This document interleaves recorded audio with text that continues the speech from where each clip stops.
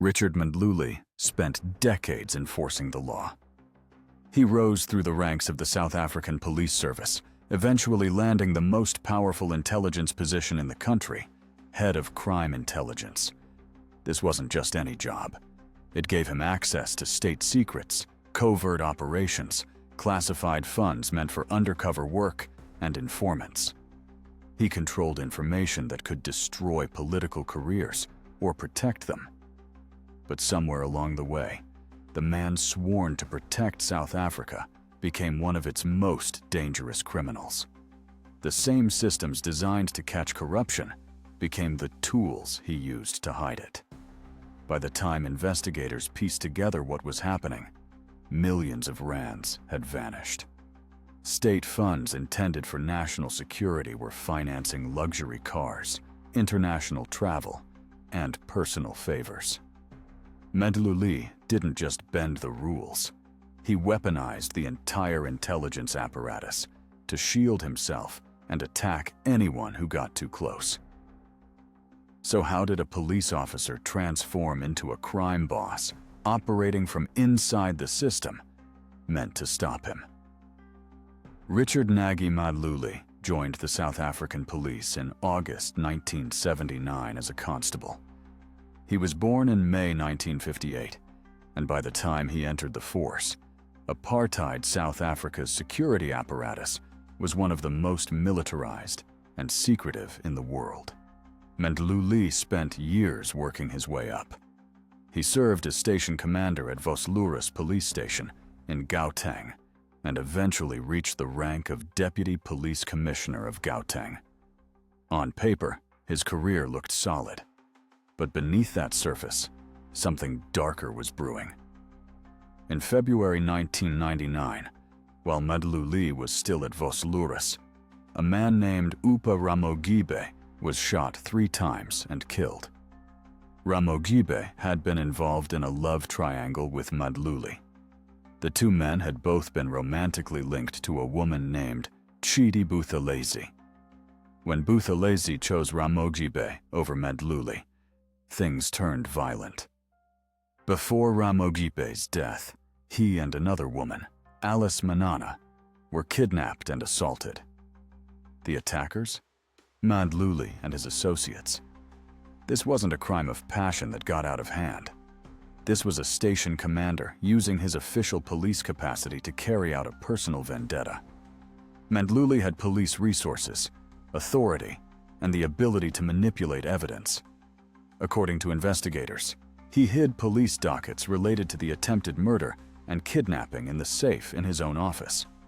No investigation could move forward if the files never surfaced. The charges were eventually filed, but they didn't stick. Not yet. Mdluli had demonstrated something crucial. He was willing to abuse his power to settle personal scores, and he knew how to make evidence disappear. That early display of localized corruption set the foundation for what would come next. The 1999 incident revealed Mdluli's fundamental character. He viewed his police authority not as a public trust, but as a personal weapon. He had crossed a line that most officers never approach, using state resources to commit violent crimes against civilians. And he had gotten away with it, at least temporarily. That success would embolden him for the far more sophisticated crimes that lay ahead. In May 2009, Jacob Zuma became president of South Africa. 2 months later, in July 2009, Richard Mdluli was appointed as Divisional Commissioner and head of the Police Crime Intelligence Division. This was one of the most sensitive positions in South African law enforcement. Crime intelligence controlled covert operations, managed informants, conducted surveillance, and oversaw the Secret Services account, a classified fund used for intelligence work. The appointment process itself was irregular. An interview panel led by ministers closely aligned with Zuma, including Police Minister Nathi Mthethwa, selected Mdluli. There was no competitive bidding, no transparent selection. Mdluli's loyalty to Zuma was the qualification that mattered most. From the moment he took over crime intelligence, Mdluli became a key player in what would later be identified as state capture. He wasn't just a corrupt cop. He was a political operative embedded in the security sector. According to evidence presented at the Zondo Commission, Mdluli actively protected President Zuma. He allegedly supplied intelligence to the president, including material related to the contentious spy tapes, recordings that played a role in dropping corruption charges against Zuma before he took office. Mdluli also wrote directly to Zuma ahead of the ANC's 2012 Mongong conference, offering to assist the president to succeed. This wasn't about law enforcement. It was about political survival. Mdluli's influence extended beyond intelligence gathering. He used crime intelligence resources to target Zuma's opponents. One of his primary targets was the elite investigative unit known as the Scorpions.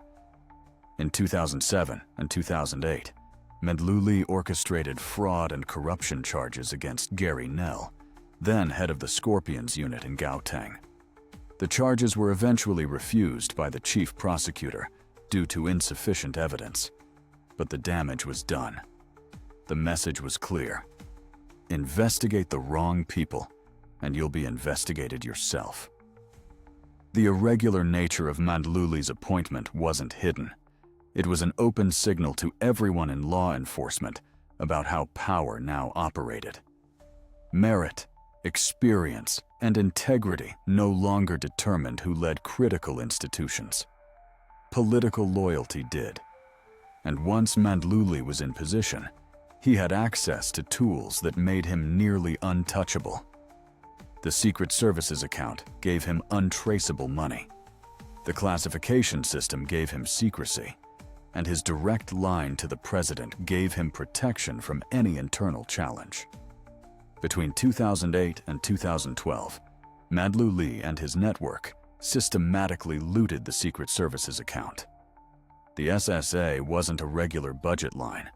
It was a classified slush fund intended for critical, covert operations, paying informants, funding undercover assets, purchasing surveillance equipment.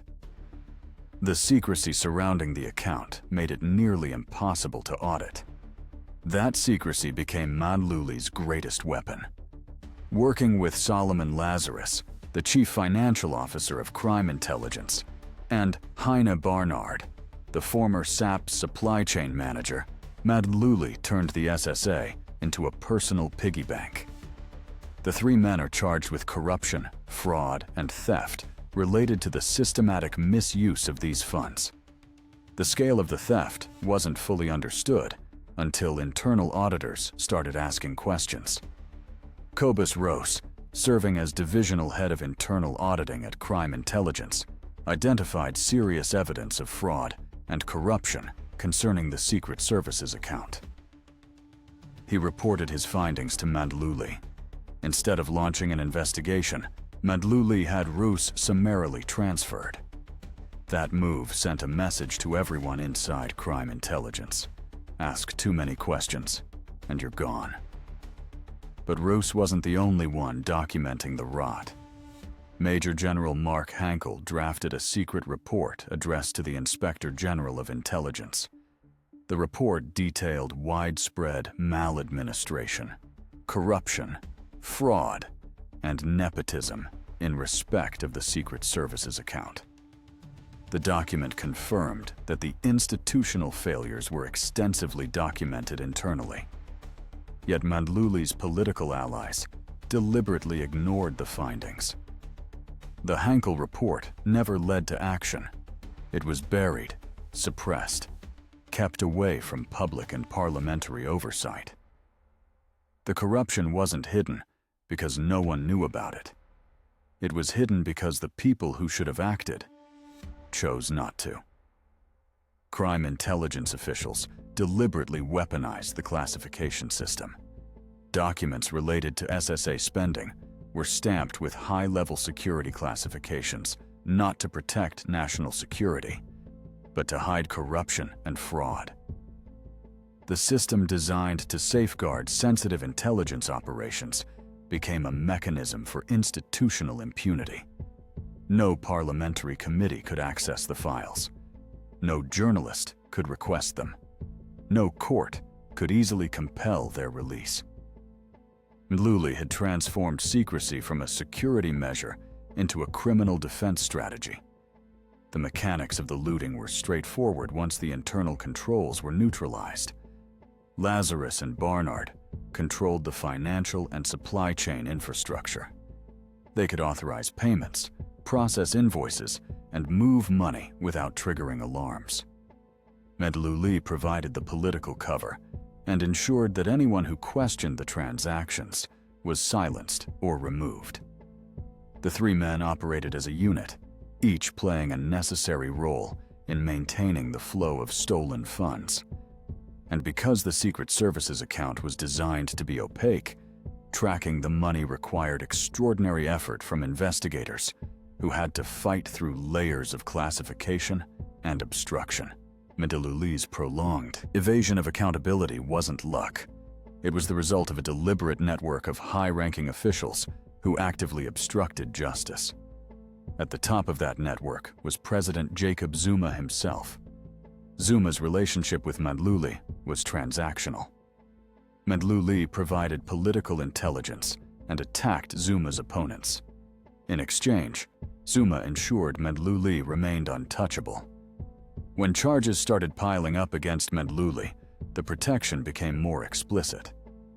The most egregious institutional failure occurred within the National Prosecuting Authority. In March 2011, a warrant was issued for Mdluli's arrest related to the 1999 murder and kidnapping charges. He handed himself over to the Boksburg Magistrates Court on March 31, 2011. Then, in September 2011, fraud and corruption charges related to the Secret Service's account were formally brought against him. Mdluli was facing serious criminal jeopardy on two separate sets of charges: violent crimes from 1999 and financial crimes from 2008 to 2012. But in December 2011, senior NPA prosecutors Namdakobo Jiba, Lawrence Murwebi, and Andrew Chalk made a stunning decision. They withdrew all charges against Mdluli: murder, fraud, corruption, everything. Mdluli walked free. The decision was immediately controversial. Civil society organizations, including Freedom Under Law and Corruption Watch, challenged the NPA's conduct. In 2014, the High Court reviewed the decision. Judge Murphy delivered a scathing ruling. He declared the NPA's withdrawal of charges illegal, irrational, based on irrelevant considerations and material errors of law. The court ordered the immediate reinstatement of both the fraud and corruption charges and related disciplinary action against Mdluli. The NPA had acted in deliberate defiance of the rule of law to protect a politically connected criminal. Jiba and Murwebi were eventually removed from their positions after being found unfit for office. Their unlawful conduct in handling the Mdluli case was cited as a contributing factor. But the damage had already been done. For years, Mdluli operated with complete impunity because the institution responsible for prosecuting crime chose to protect him instead. Police leadership also played a direct role in shielding Mdluli. Police Minister Nathi Mthethwa publicly resisted calls to suspend Mdluli. When pressure mounted, Mthethwa announced Mdluli's reassignment rather than suspension, citing Mdluli's own fabricated counter-narrative of a conspiracy against him. But Mthethwa's protection wasn't just political loyalty. According to testimony at the Zondo Commission, Mthethwa allegedly benefited directly from the misuse of SSA funds. A security fence was erected at Mthethwa's personal residence, funded by the Secret Service's account. This confirmed the transactional nature of state capture within the security cluster. Mdluli used classified funds as currency to buy political protection from the executive and ministerial level. National Police Commissioner Raya Fiega likewise protected Mdluli. She aborted disciplinary actions against him, which eventually required a court order to force the reinstatement of the internal probe. The judiciary had to intervene multiple times, ordering Mdluli to step down, compelling the reinstatement of charges, forcing disciplinary action, because the executive institutions meant to enforce accountability had been captured. The protection network operated on a simple principle: mutual complicity. Mdluli couldn't be prosecuted without exposing the officials who had benefited from his crimes. Those officials couldn't allow Mdluli to face trial because he knew where the money went and who received it. The relationship was symbiotic and toxic. Everyone involved had a stake in maintaining the cover-up, and as long as Zuma remained president, the political will to break that cycle didn't exist. Mdluli didn't just steal money. He used his position to wage political warfare. One of his most significant targets was Johan Booysen, head of the Hawks in KwaZulu-Natal. The Hawks were South Africa's elite investigative unit, replacing the disbanded Scorpions. Booysen and his team were highly effective, pursuing high-profile corruption cases. That made them a threat. Mdluli's crime intelligence network generated a classified document known as the ground coverage document. This fabricated intelligence file was used to manufacture false charges of racketeering against Booysen and his team.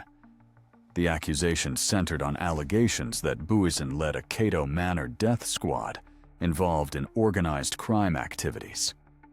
Media reports amplified the allegations. Booysen was arrested in 2012. His career was derailed. His reputation was damaged. But testimony before the Zondo Commission later revealed the truth. The Cato Manor death squad narrative was a deliberate fabrication. Mdluli's network created the ground coverage document specifically to neutralize Booysen. This wasn't about investigating crime. It was about removing a dedicated officer who posed a direct threat to the criminal network operating within the executive. The case demonstrated a critical mechanism of state capture: the use of classified intelligence infrastructure to destroy highly effective anti-corruption bodies. The attack on Booysen wasn't an isolated incident. Mdluli had successfully used similar tactics against Jerry Nell and the Scorpions years earlier. The pattern was clear. Anyone investigating high-level corruption, whether it involved Mdluli, his political patrons, or the broader state capture network, became a target. And Mdluli had the tools to make those attacks look legitimate. He could generate classified intelligence reports, open criminal cases, and coordinate with compromised NPA officials to bring charges. By the time the fabrications were exposed, careers had been destroyed, and investigations had been shut down. The weaponization of intelligence extended beyond individual targets. Mdluli's actions fundamentally compromised crime intelligence's core mission. The division was supposed to identify and disrupt criminal networks. Instead, it became a criminal network. Officers who should have been investigating organized crime were instead fabricating evidence against honest investigators. Resources that should have been deployed against terrorism and trafficking were instead used for political espionage. The institutional damage was profound and lasting. South Africa's constitutional democracy survived Mdluli's reign because the judiciary refused to capitulate. While the executive and prosecutorial institutions were captured, the courts remained independent. In 2012, facing immense public pressure, the High Court granted an urgent order directing Mdluli to stand down from his position. The court stressed that constitutional democracy could not permit a key crime fighter to operate while facing serious allegations. This was a critical intervention. Without judicial action, Mdluli would have remained in his post indefinitely. The most pivotal moment came in 2020 when Judge Murphy upheld a review of the NPA's decision to withdraw charges. Murphy's ruling was unsparing. He found that the decision was irrational, illegal, based on irrelevant considerations, and involved material errors of law. The court ordered the immediate reinstatement of the fraud and corruption charges and related disciplinary action. This wasn't a suggestion. It was a legal mandate. The NPA had no choice but to comply. Judge Murphy also addressed the procedural manipulations surrounding the 1999 murder charge. The NPA had withdrawn the murder charge in favor of launching an inquest into Upa Ramagibe's death. Murphy clarified that an inquest could not substitute criminal proceedings when evidence clearly indicated that a crime had occurred. Ramagibe had been shot 3 times. That wasn't an unexplained death. It was a murder. The NPA's decision to halt prosecution was irrational. The court's intervention restored the criminal case. The judiciary's role in the Mdluli saga cannot be overstated. The courts were required to intervene multiple times because every other institution had failed. The NPA withdrew charges illegally. The police minister protected Mdluli publicly. The National Police Commissioner aborted internal discipline. Civil society organizations like Freedom Under Law and Corruption Watch had to drag the state into court repeatedly to force compliance with the law. Without an independent judiciary willing to hold the line, Mdluli would never have faced accountability. The judicial interventions also highlighted a critical vulnerability in South Africa's constitutional system. The courts could order the reinstatement of charges and force disciplinary proceedings, but they couldn't compel the executive to act with integrity. They couldn't prevent ministers from protecting criminals or prosecutors from withdrawing cases for political reasons. The judiciary could correct individual injustices, but it couldn't reform captured institutions. That limitation meant justice arrived slowly, expensively, and incompletely.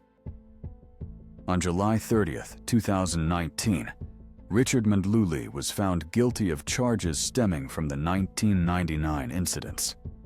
He and his co-defendant, Mthembeni Mthunzi, were convicted of 4 counts of intimidation, 2 counts of kidnapping, and multiple counts of assault. The presiding judge condemned the conduct, describing it as a fundamental abuse of their powers as law enforcement officers. On September 29, 2020, Mdluli was sentenced to 5 years in prison. He immediately began serving his sentence. This conviction was significant. It provided conclusive judicial proof that the criminal charges Mdluli faced were legitimate and not politically manufactured. For years, Mdluli and his allies had claimed he was the victim of a conspiracy. Police Minister Mthethwa had publicly fueled this narrative, refusing to suspend Mdluli based on counter-allegations that senior police officers were plotting against him. The 2019 conviction destroyed that defense. Mdluli was a criminal, and the courts had proven it. But the conviction only addressed Mdluli's personal crimes from 1999. The far more significant charges, corruption, fraud, and theft relating to the Secret Service's account, remained unresolved.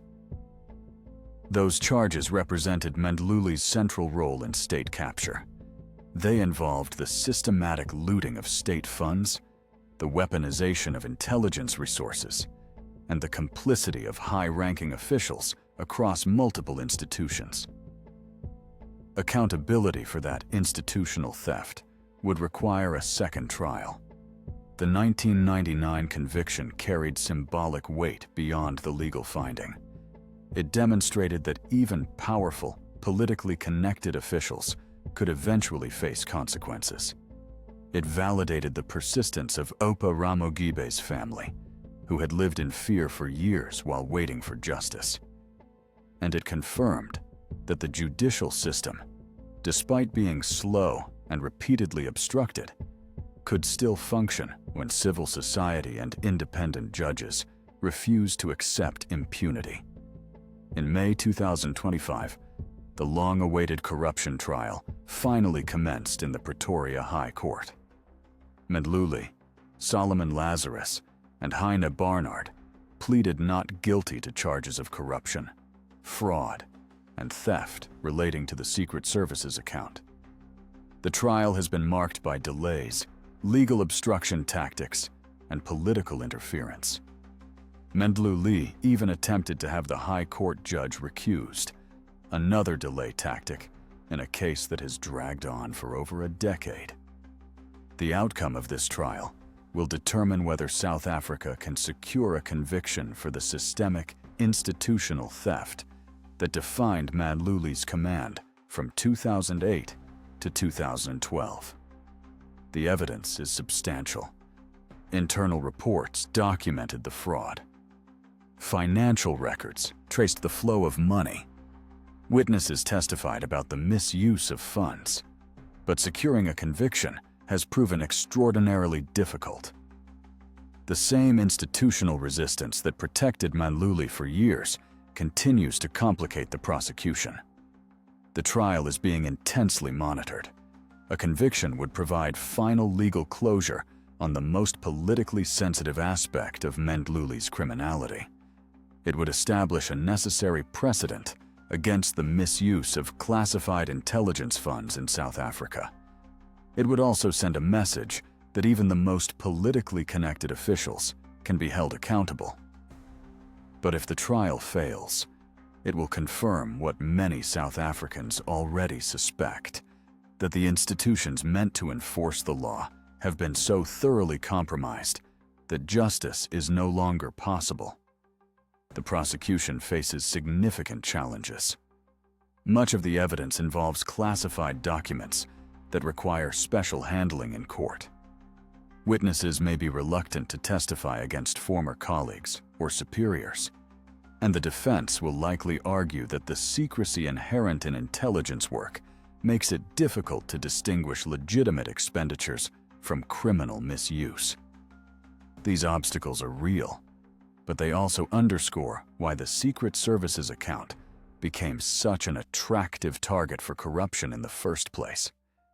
The very features designed to protect national security created an environment where theft could flourish unchecked. Mdluli's impact on South African law enforcement extends far beyond the money he stole. He fundamentally damaged the Crime Intelligence Division. His actions shifted the focus of the state's key intelligence service from fighting crime to facilitating political maneuvering and protecting a corrupt network. The division's operational capacity collapsed. Morale plummeted. Trust evaporated. Years after Mdluli's dismissal, reports indicate that crime intelligence has not been sufficiently cleansed. People implicated in the corruption still hold senior posts. The structural vulnerabilities Mdluli exploited remain unaddressed. This institutional decay has real consequences. Crime intelligence is supposed to be South Africa's primary tool for combating organized crime, terrorism, and high-level corruption. When that tool is compromised, the entire country suffers. Criminal networks operate with greater impunity. Corruption becomes harder to detect. Public trust in law enforcement erodes. The damage Mdluli inflicted will take years, possibly decades, to repair. The Zondo Commission's final report, released in 2022, provided a detailed framework for addressing state capture within the security cluster. The report recommended institutional reforms, personnel changes, and stronger oversight mechanisms. But implementing those recommendations has proven difficult. Political resistance remains. Bureaucratic inertia slows progress. And the people who benefited from state capture, many of whom are still in positions of power, have little incentive to support reforms that could expose their own complicity. The institutional damage extends beyond crime intelligence. The National Prosecuting Authority's credibility was severely compromised by the illegal withdrawal of charges against Mdluli. Even after Jiba and Mirwebi were removed, public confidence in the NPA remained fragile. The perception that prosecutors make decisions based on political considerations rather than legal merit undermines the entire justice system. And that perception isn't unfounded. The Mdluli case proved that senior NPA officials were willing to openly defy the law to protect politically connected criminals. Even with Mdluli behind bars and the corruption trial underway, significant questions remain unanswered. The most important: who else benefited from the Secret Service's account looting? Mdluli didn't act alone. He had co-accused, Lazarus and Barnard, who facilitated the financial mechanics of the theft. But the money didn't just disappear into their pockets. It was distributed. Police Minister Mthethwa allegedly received a security fence funded by SSA money. What other payments were made? Who else received kickbacks? Investigators uncovered a damning spreadsheet during the probe. The document contained initials belonging to department officials allegedly paid for their role in the corruption. One entry showed AM, widely believed to stand for Ace Magashul, receiving funds. Another was TM, thought to be Tim Mokoisi, the former head of the Department of Human Settlements in the Free State, who had already been linked to a property payment. The spreadsheet was found on a computer, but its origins remain disputed. With Mdluli and his co-accused claiming innocence, and many potential witnesses either unwilling or unable to testify, tracing the full network of beneficiaries has proven nearly impossible. Another unresolved issue: how much money was actually stolen? The charges reference systematic misuse of SSA funds from 2008 to 2012, but no final accounting has been made public. The Secret Service's account operated with minimal oversight. Transactions were classified. Audits were blocked or ignored.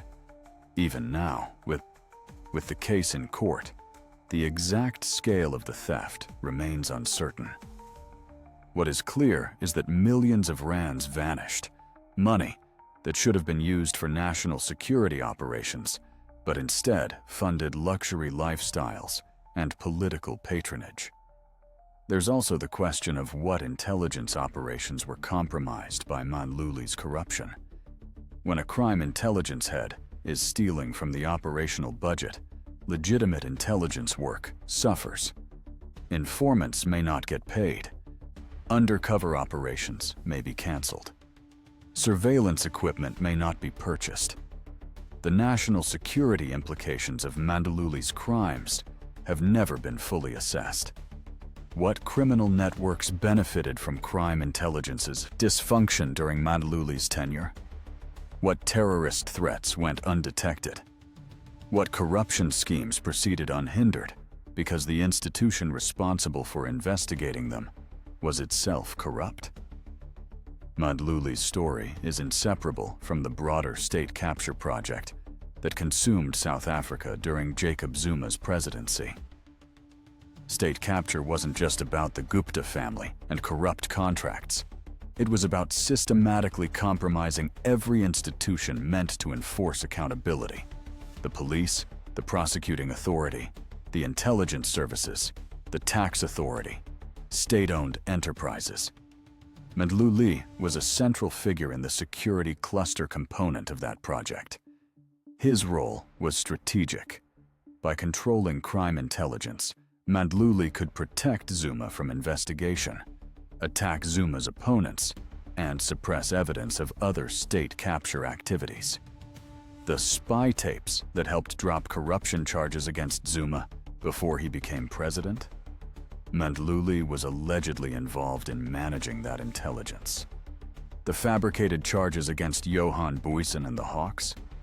That attack prevented investigators from probing high-profile corruption, including the misuse of the SSA and the irregular upgrades to Zuma's and Kandla residence. The suppression of the Hankel report and the transfer of auditor Kobus Roos? Those actions ensured that internal accountability mechanisms couldn't function. Mdluli's network operated with a simple logic. Loyalty was rewarded, and dissent was punished. If you protected the network, you received access to SSA funds, political advancement, and immunity from prosecution. If you asked questions, you were transferred, charged with fabricated crimes, or removed from office. This wasn't corruption in the traditional sense, a few bad apples stealing money. This was institutional capture. The entire crime intelligence apparatus was converted into a criminal enterprise, operating under the guise of law enforcement. The parallels between Mdluli's operation and other state capture schemes are striking.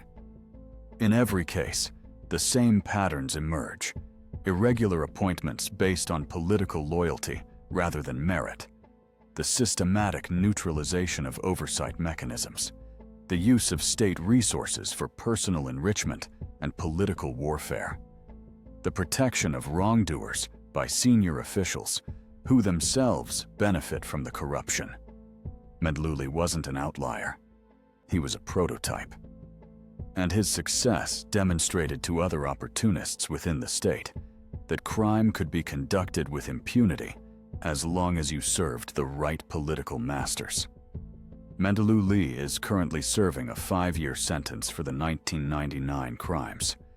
His corruption trial is ongoing, but even if he's convicted on the SSA charges, the broader question remains: has South Africa truly confronted the institutional failures that allowed Mdluli to operate for so long?